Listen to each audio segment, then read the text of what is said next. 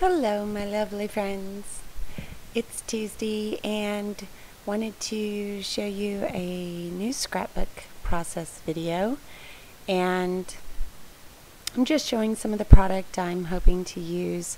I don't use all of it, and I had stamped some images that I thought I would use, and some worked out and some didn't. And I start off by stamping that Recollections stamp called Woof Woof, and used VersaFine ink because I wanted to watercolor over it. But the problem, and you'll see me, I just cut it out because it just turns into a big wreck. I tried to watercolor, that is American Crafts, and it's the light cardstock. It's like a lightweight, and it just does not work out at all. I don't know what the deal was, but American cardstock that comes in the big paper packs, and I want to say it's either considered light or medium weight. It doesn't feel like a heavy cardstock. It just did not, that paper did not take that watercoloring at all. So lesson learned, it will take basil, or basil will take watercolor, and the heavy American Crafts will take watercolor, but not the lighter weight of the cardstock. In fact, I'm going to see if it has a weight on there. Let's see. Hold on. Okay, that's weird because it says it's the heavyweight, but doesn't have an actual pound, and so I would not consider it heavyweight. I would consider it light to medium. It's not light like this pattern paper background that I ended up pulling, but it is not any heavier than medium.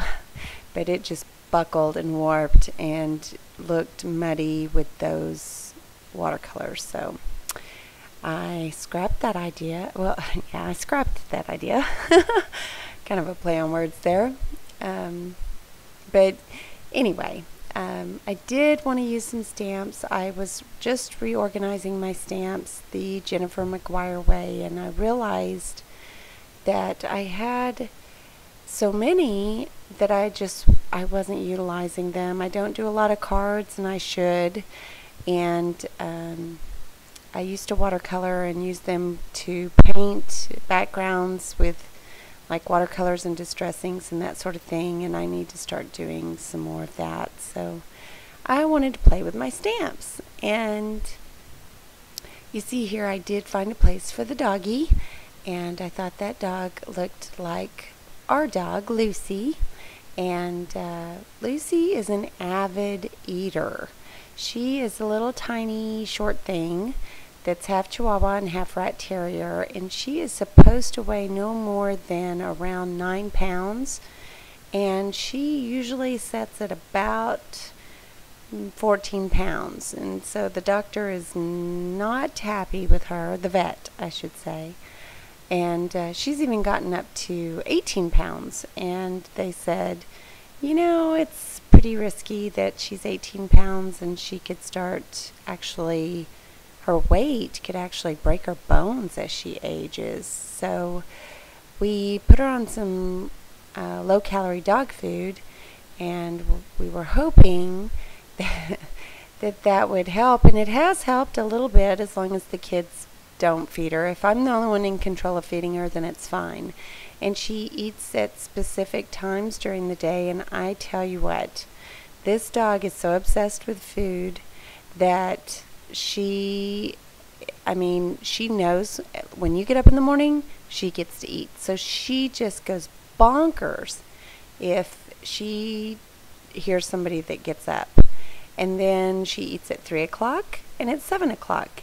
And about 10 minutes till 3, she's coming to get you and harassing you and staring at you and talking to you. And you're like, no, it's not 3. And then we go through the same process around 7. And so she knows exactly when it's food time. She is obsessed. And my daughter is an avid baker. So she was making cookies for Christmas, and when she was like using the spatula and putting them on the cooling racks, one of them fell off the spatula. She kind of pushed too hard, and it dropped in the floor, and Lucy just, I mean, instantly, phew, she's there. If anything, I mean, this dog will eat onion, celery, it does not matter. This dog will eat anything. So she swooped up that cookie, but she knew it was wrong, and True ran to pick her up to get the cookie out of her mouth, and she would not let go of the cookie. And so she kept trying to pull the cookie out of Lucy's mouth, and it wasn't happening. So Lucy'd wag her tail, and True would try to pull, and London got in on the action and took a picture. So True was laughing so hard she just couldn't bear to take it, I guess, in the end. So the dog won, and I mean, this is a dog that's eaten a bottle of Tylenol and survived, a box of chocolate-covered cherries and survived. I mean, there's no stopping her. Our floor is as clean as a floor could possibly be, because even a button, you drop a button, she's going to sniff it and see if it has any resemblance of any kind of food, and she's going to wolf it down. So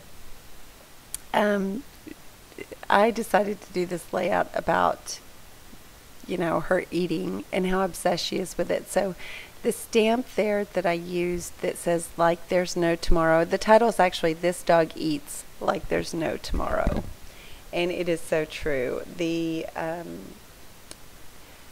"Like There's No Tomorrow" is this Scraptastic Awake, blah blah, I can't say it, Awake My Soul, and it was an add-on to one of the kits, and it had to be from this year because I didn't subscribe until this year. So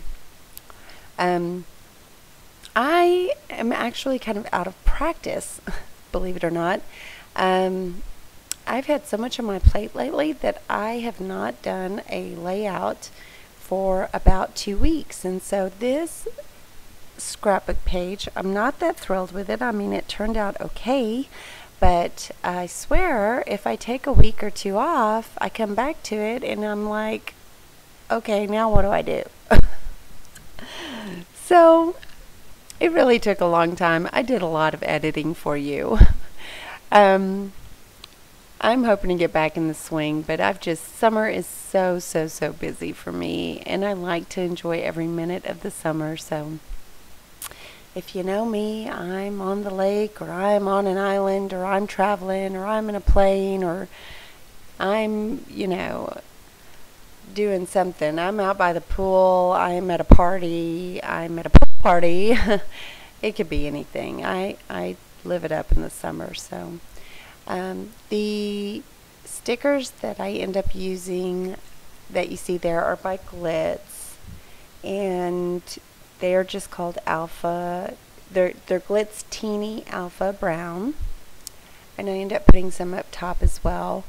The gold frame edges is actually, that's what it is. It's a frame that I cut into 4 pieces and put around the layout, because I was trying different frames and it kind of bent in one of the spots. So I went ahead and cut it up, and that's what those corner frame looking things are, and that's by Maggie Holmes, and those are her chipboard stickers. And then the flower resins are from her just her Maggie Holmes flower resin line. Those are the gold. And the new flare that I'm using there is Add a Flare for Buttons, and I love that flare. It worked perfectly. Some of the other stickers that you see, let's see, the one with the deer is also from the Maggie Holmes chipboard, and I believe it's her original collection. And then the little hearts that I'm gluing on, I believe, are Studio Calico, and they're in that dark wood. and the underlying papers are just Project Life and little scrap ones that I had thrown in a drawer. I couldn't even tell you where some of them came from. And then I did salvage a small piece of that light brownish color, craft color of the American Crafts and cardstock. And I think you're all familiar with that Smile washi. It's like some of the original washi everybody loves and adores, and I know Nicole Jones loves it, so hi Nicole. And the Glimmer Glaze, that color is Latte, and I was sprinkling it on acetate. And if you are familiar with Glimmer Glaze, then you know it takes very well on top of acetate, and when it dries it's almost like an enamel dot.